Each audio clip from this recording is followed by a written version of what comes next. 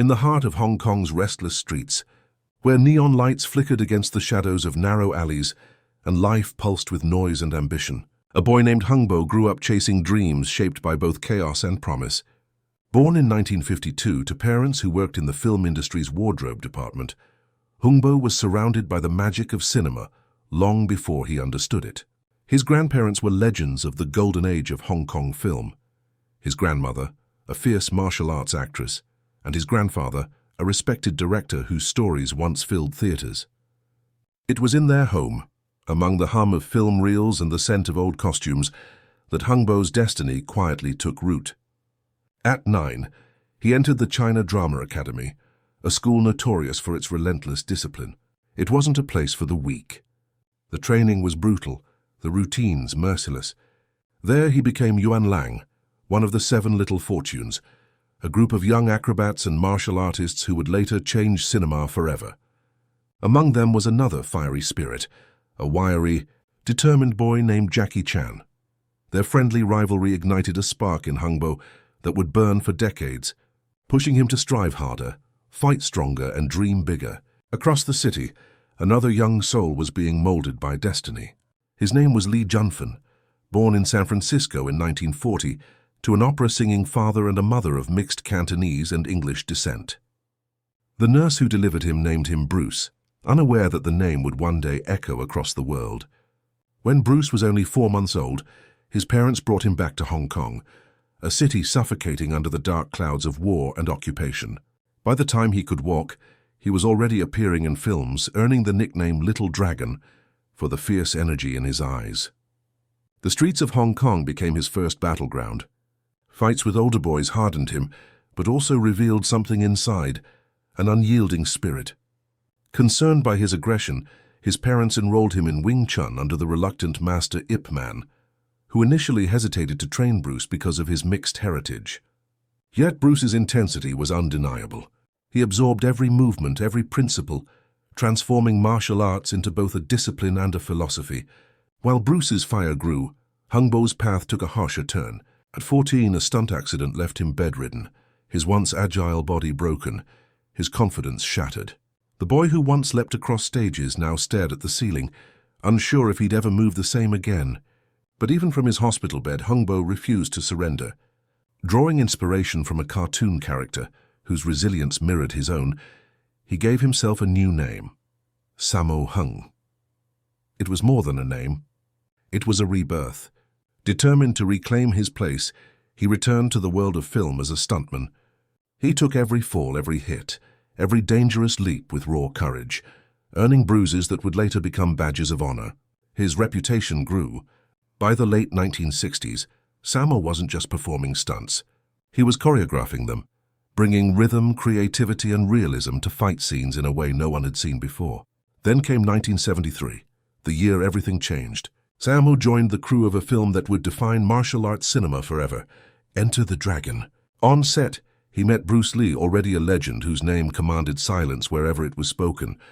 Bruce had taken a long, winding road to reach this moment. After being sent to America in 1959 to escape Hong Kong's street violence, he landed in Seattle with little more than determination. He worked above a restaurant, teaching martial arts to survive, not to become famous. His first school, the Junfan Kung Fu Institute, attracted students drawn not just to his skills but to his energy. While studying drama and philosophy at the University of Washington, Bruce grew frustrated with limits, both academic and cultural. He dropped out, moved to Oakland, and opened another school, spreading his teachings to anyone willing to learn, regardless of race. That act of defiance brought him both admiration and controversy. A duel with a traditionalist who opposed his methods became the spark that ignited a revolution in his thinking. From that clash, Bruce birthed Jeet Kune Do, the art of expressing oneself freely, unbound by form. It was a martial philosophy that valued adaptability, speed, and authenticity. On the Enter the Dragon set, Sammo watched Bruce move with breathtaking precision. Every motion carried meaning. Every strike felt alive. One night, between takes, curiosity got the better of Sammo. With a grin, he asked, "Are you really as fast as they say?" Bruce's eyes gleamed mischievously. Without a word, he stepped back, and before Sammo could blink, a kick sliced the air an inch from his face, so fast it left a whistle in the wind. Sammo froze wide-eyed, then burst into laughter. Bruce smiled, nodding quietly, their brief exchange sealing a silent bond. Though they spoke little afterward, that moment stayed etched in Sammo's memory forever, a memory of power, respect, and shared passion. But fate is rarely kind to legends. Just weeks before Enter the Dragon's release, Bruce Lee died unexpectedly at 32. The shock rippled through the world, leaving fans devastated and the industry hollow. Sammo was assigned to choreograph the reshoots for Bruce's unfinished film Game of Death, a task that weighed heavily on him.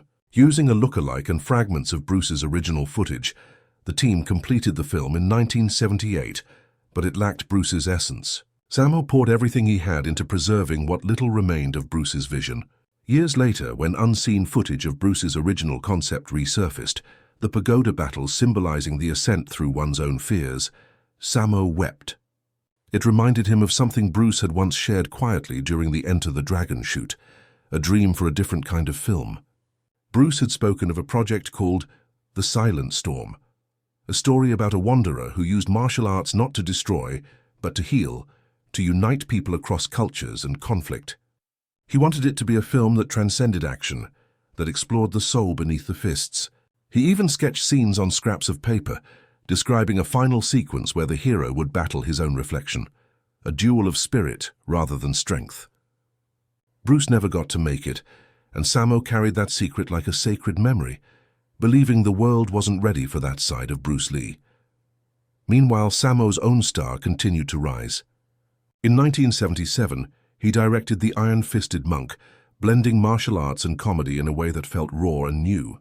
His collaborations with Jackie Chan and Yuen Biao in the Lucky Stars series brought audiences laughter and awe, redefining action cinema. But success brought its own shadows: exhaustion, self-doubt, and the relentless expectations of fame. Through the 1980s, Sammo kept pushing boundaries with films like Winners and Sinners, merging physical comedy with breathtaking action. Behind the camera, he innovated choreography that influenced generations. Yet through all his triumphs, Bruce's memory lingered, guiding his choices, reminding him of why he'd started. The 1990s tested him further. A split with Golden Harvest, personal struggles and health battles threatened to end his career. But like before, he adapted, finding new life in Hollywood through the TV series Martial Law, where his charisma won him fans across the globe. Every movement, every punch he threw on screen carried traces of Bruce's influence, the philosophy of grace, flow, and authenticity that Bruce had instilled. By 2025, Sammo Hung stood on a film festival stage, now in his 70s, surrounded by admirers, filmmakers, and young martial artists who grew up idolizing him. Time had etched lines on his face, but his eyes still held the spark of that boy from the China Drama Academy. As he spoke to the crowd, memories flooded back: the long days of training, the laughter of the 7 Little Fortunes, the echo of Bruce's kick slicing the air. The world had changed, but the passion remained the same. When the moment came to speak about Bruce, Sammo paused. For decades he had kept the silent storm to himself, uncertain whether the world was ready to see Bruce Lee beyond his legend. But now, as a new generation rediscovered martial arts cinema, he knew it was time. With a steady voice, he told the story of Bruce's dream for a film that celebrated healing instead of violence, unity instead of conflict. The room fell silent. There were no camera flashes, no murmurs, only the quiet awe of people hearing about the legend's hidden vision for the first time. Bruce wasn't just about fighting, Sammo said softly. He wanted to show us how to live. The audience erupted in applause, some in tears. For them, Bruce's legacy had always been about power and perfection. But through Sammo's words, they saw his humanity, his yearning to transcend limits. The revelation of the Silent Storm became more than a story about a lost film. It became a symbol of unfinished dreams and the enduring bond between two artists who defined generations. That night, as Sammo looked out at the glowing city skyline, the same streets that once tested him and Bruce, he smiled. Their paths had diverged long ago, yet their spirits remained forever linked. Bruce Lee, the little dragon who burned bright and fast, had lit a flame that Sammo carried forward through every fall, every fight, and every frame of film he ever touched. In the end, Their shared message echoed through time, that greatness isn't measured by fame or strength, but by how fiercely one dreams and how deeply one inspires others to rise.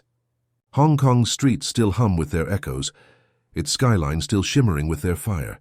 And for those who watch their films today, the lesson remains eternal.